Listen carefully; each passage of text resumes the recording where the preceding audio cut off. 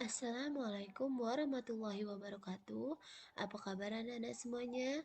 Berjumpa lagi bersama Ibu Ayu Wulandari di mata pelajaran Sejarah Indonesia kelas 11. Baiklah anak-anak, pada materi kali ini Ibu bekerja sama dengan Bapak Samlani Ibrahim MPD. Nah, untuk pertemuan kali ini kita akan belajar mengenai dampak perkembangan kolonialisme dan imperialisme. Baiklah anak-anak, sebelum memulai video pembelajaran, apabila ada pertanyaan silakan tulis di kolom komentar. Jangan lupa beri nama dan kelas. Selamat belajar, tetap semangat. Sampai berjumpa lagi pada materi-materi berikutnya. Wassalamualaikum warahmatullahi wabarakatuh.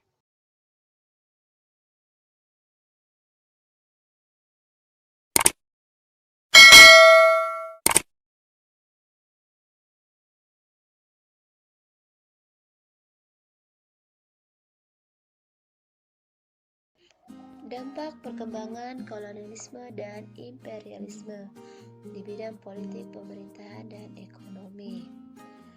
Latar belakang bangsa barat ke Indonesia kita ketahui yaitu mencari daerah penghasil rempah-rempah, mencari keinginan menjadi kejayaan atau gold, mencari keinginan menjadi kaya atau glory, dan menyebarkan agama Nasrani yaitu gospel.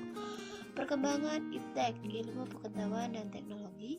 1. Ditemukan teori heliocentresis dan dari Copernicus yang mengatakan bahwa pusat peredaran tata surya adalah matahari. Yang kedua, ditemukan kompas. Yang ketiga, ditemukan mesiu atau bom persenjataan. Dan yang keempat, dikembangkan teknik pembuatan kapal. Pembentukan VOC. VOC adalah singkatan dari Vereniging Oost-Indisch Compagnie. Latar belakang dibentuknya VOC adalah mengatasi persaingan pedagang Belanda dengan Portugis. Di mana tujuan dibentuknya VOC antara lain yang pertama, menguasai pelabuhan penting, menguasai kerajaan di Indonesia, dan melaksanakan monopoli perdagangan rempah-rempah di Indonesia. Langkah-langkah yang diambil oleh VOC untuk mencapai tujuan yaitu yang pertama, membentuk angkatan perang, yang kedua, membentuk atau membuat mata uang sendiri, yang ketiga, melaksanakan monopoli perdagangan, dan yang keempat, menguasai pelabuhan atau adu domba dan kerajaan. Faktor yang menyebabkan VOC bubar yaitu faktor eksternal, di mana yang pertama meletusnya revolusi Perancis yang menyebabkan Belanda jatuh ke tangan Perancis di bawah pimpinan Napoleon Bonaparte.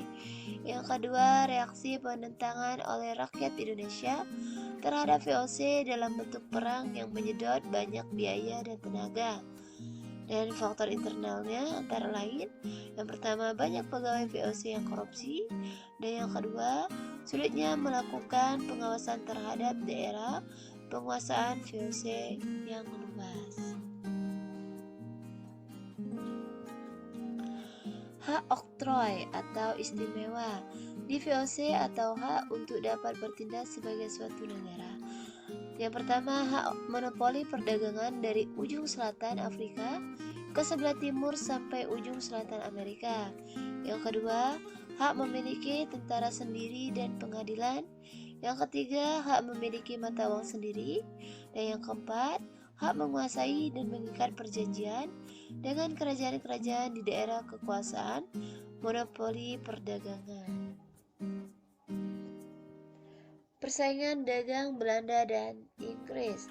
Inggris mendirikan Kongsi EIC atau East Indian Company tahun 1600 yang daerah operasi di Indonesia dengan Gubernur Jenderal Inggris Lord Mito tahun 1811. Inggris merebut Indonesia di bawah pimpinan Raffles sampai tahun 1816. Pada Konvensi London, Convention of London tahun 1814, Indonesia diserahkan ke Belanda karena tidak ada untungnya. Yang isi pokok konvensi London antara lain yaitu yang pertama, Indonesia dikembalikan kepada Belanda. Yang kedua, jajahan Belanda, Ceylon, Kap Koloni, Guyana tetap di tangan Inggris. Kokens atau di pantai Malabor diambil Inggris dan Bangka diserahkan Belanda sebagai ganti. Tahun 1795, Belanda jatuh ke tangan Prancis. Belanda diubah menjadi Republik Batav dan diperintahkan Louis Napoleon. Tanggal 1 Januari 1808, Louis Napoleon mengutus Herman Way Denders ke Pulau Jawa karena Pulau Jawa adalah jajahan Belanda, takut direbut oleh Inggris. Pada tanggal 18 Januari 1808, Denders menerima kekuasaan dari Gubernur Jenderal Wise, yaitu langkah-langkah yang dilakukan Denders antara lain: yang pertama, meningkatkan jumlah tentara dengan jalan mengambil dari suku bangsa Indonesia. Yang kedua, membangun pabrik senjata di Semarang dan Surabaya. Yang ketiga, membangun pangkalan armada di Anyer dan Ujung Kulon. Yang keempat, membangun jalan raya dari Anyer Panarukan lebih kurang 1.100 km dan membangun benteng pertahanan. Dalam mewujudkan langkah itu, Denders menerapkan sistem kerja paksa atau RODI. Langkahnya adalah: 1. Mengadakan penyerahan hasil bumi atau kontingenten. Yang kedua, memaksa rakyat menjual hasil bumi kepada Belanda dengan harga murah atau Verplicht Leverante. Yang ketiga, melaksanakan Prior State Sale.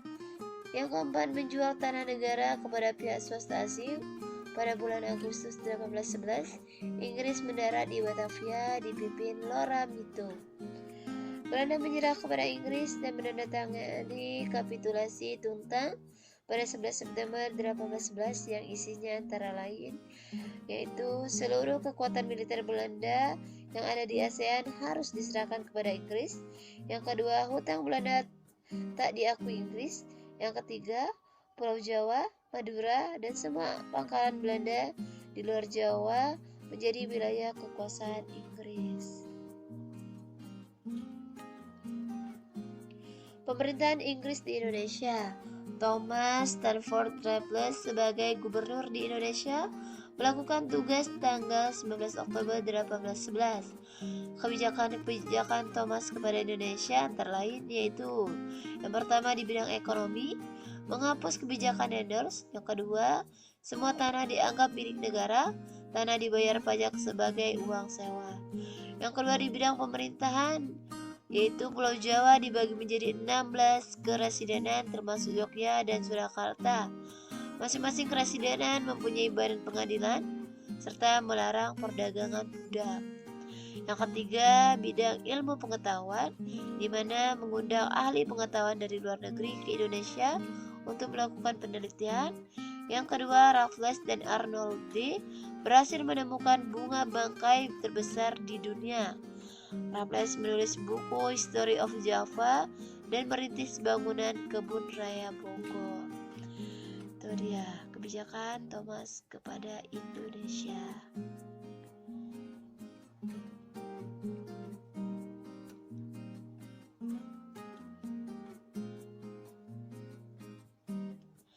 Pemerintahan Raffles tak berlangsung lama sebab pemerintahan Napoleon di Prancis tahun 1814 jatuh.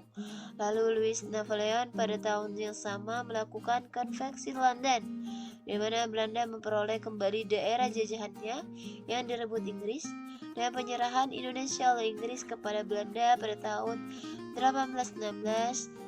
John Fadel diberi tugas oleh pemerintah Inggris untuk menyerahkan kembali Indonesia kepada Belanda. Masa pemerintahan kolonial Belanda. Kepemimpinan Johannes van den Bosch, Belanda memperkenalkan sistem kultur stelsel dan berisi: yang pertama, aturan tanam paksa. Tanah yang disediakan untuk tanah wajib dibebaskan dari pajak.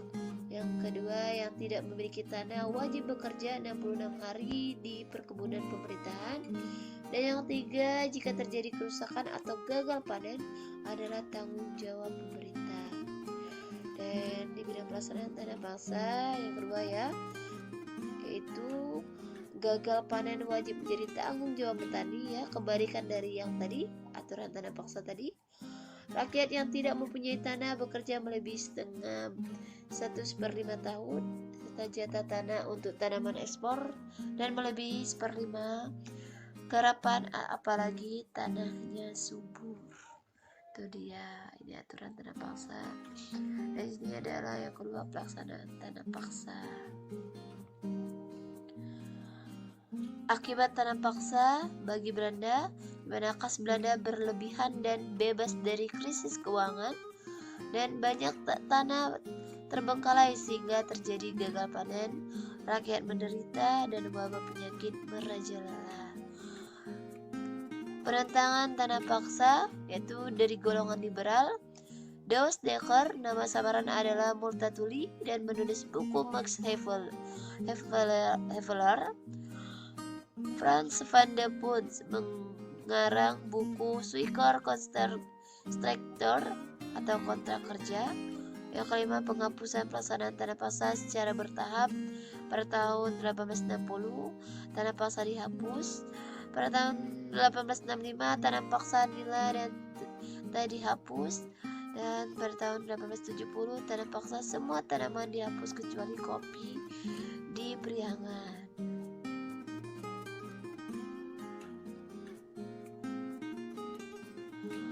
Undang-undang agraria. Menurut kaum liberal, kehidupan ekonomi adalah sebagai berikut.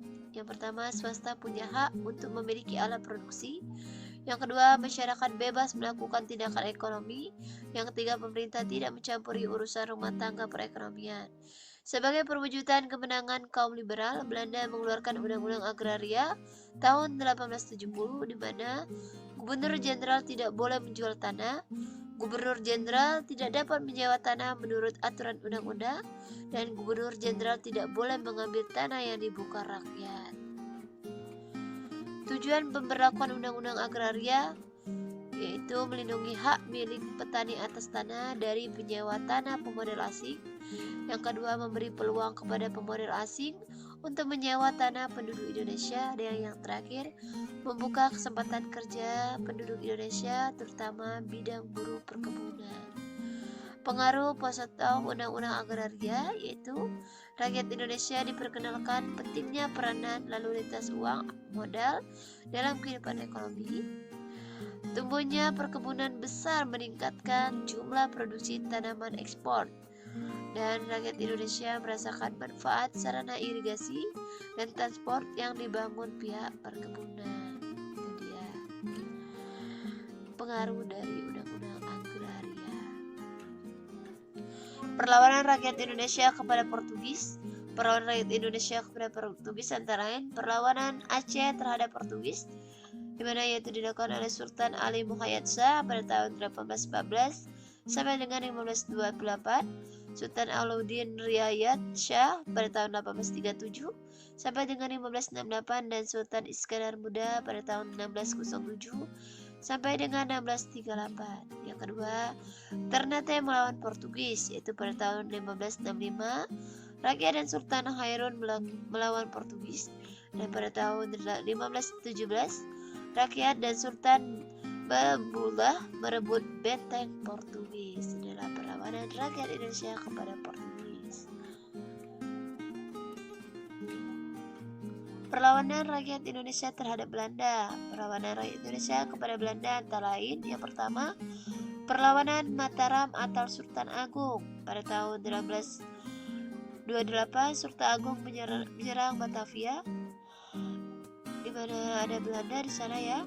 Pada tahun 1629 Sultan Agung menyerang Batavia kedua kalinya, dan pada tahun 1674 sampai dengan 1709 dilanjutkan Trunojoyo. Pada tahun 1674 sampai dengan 1706 dilanjutkan Untung Surapati, dan pada tahun 1674 sampai dengan 1755 dilanjutkan Mangkubumi dan Mas Said. Yang kedua, Banten melawan VOC. Yang ini sudah kita bahas, ya anak-anak, pada pertemuan kemarin, yaitu pada tahun 1651 Sultan Agung Tirtayasa melakukan penyerangan VOC. dan 3 Makassar melawan VOC pada tahun 1633, 1654, dan 1667. Sultan Hasanuddin melakukan perlawanan. Dan perlawanan di Ponorogo yang kita sudah bahas minggu kemarin juga, pada tahun 1825 sampai 1830, Pangeran Diponegoro melakukan perlawanan serta Perang Padri yaitu pada tahun 1821 sampai dengan 1822 dan 1830 sampai dengan 1837, di mana Imam Bonjol melakukan perlawanan. Itu adalah perlawanan dari rakyat Indonesia terhadap Portugis dan perlawanan rakyat Indonesia terhadap Belanda. Baiklah anak-anak, mungkin cukup di sini saja dulu materi kita pada hari ini. Apabila ada pertanyaan, silakan tulis di kolom komentar. Jangan lupa beri nama dan kelas. Sampai berjumpa lagi pada materi-materi berikutnya. Ibu akhiri, wabillahi taufiq wal hidayah. Wassalamualaikum warahmatullahi wabarakatuh.